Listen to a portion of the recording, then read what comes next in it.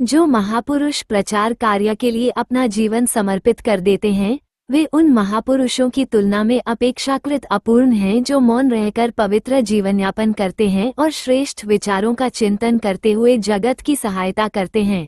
इन सभी महापुरुषों में एक के बाद दूसरे का आविर्भाव होता है। अंत में उनकी शक्ति का चरम फलस्वरूप ऐसा कोई शक्ति संपन्न पुरुष आविर्भूत होता है जो जगत को शिक्षा प्रदान करता है। उठो, जागो और तब तक मत रुको जब तक लक्ष्य की प्राप्ति न हो। अपने स्नायु शक्तिशाली बनाओ। हम लोहे की मांसपेशियों और फौलाद के स्नायु वाहते हैं। हम बहुत से चुके अब और अधिक न रो, वरना अपने पैरों पर खड़े हो और मनुष्य बनो। अपने आप में विश्वास रखने का आदर्श ही हमारा सबसे बड़ा सहायक है।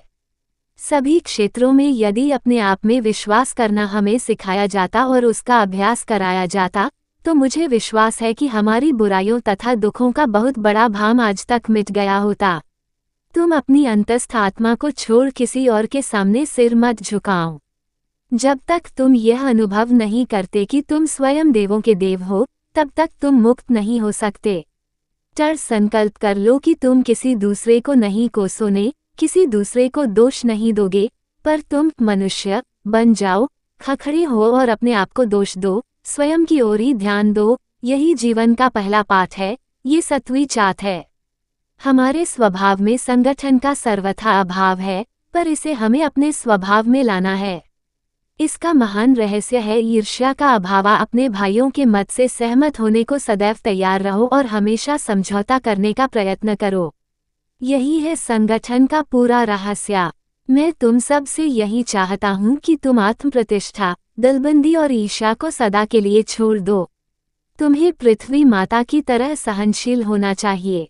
शिक्षा विविध जानकारियों का ढेर नहीं है जो तुम्हारे मस्तिष्क में कैंस दिया गया है और जो आत्मसात हुए बिना वहां आजन्म पड़ा रहकर गड़बड़ मचाया करता है।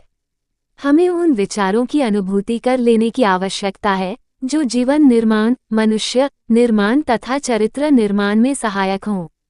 यदि आप केवल 5 ही परखे हुए विचार आत्मसात कर उनके अनुसार अपने जीवन और तस्त्री का निर्माण कर लेते हैं, तो आप पूरे ग्रंथालय को कंठस्थ करने वाले की अपेक्षा अधिक शिक्षित हैं।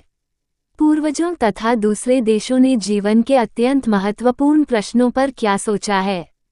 विशेषकर वे देखें कि दूसरे लोग अब क्या कर रहे हैं और फिर वे निर्णय करो। हमारा काम रासायनिक हव्यों को एक साथ रखना है।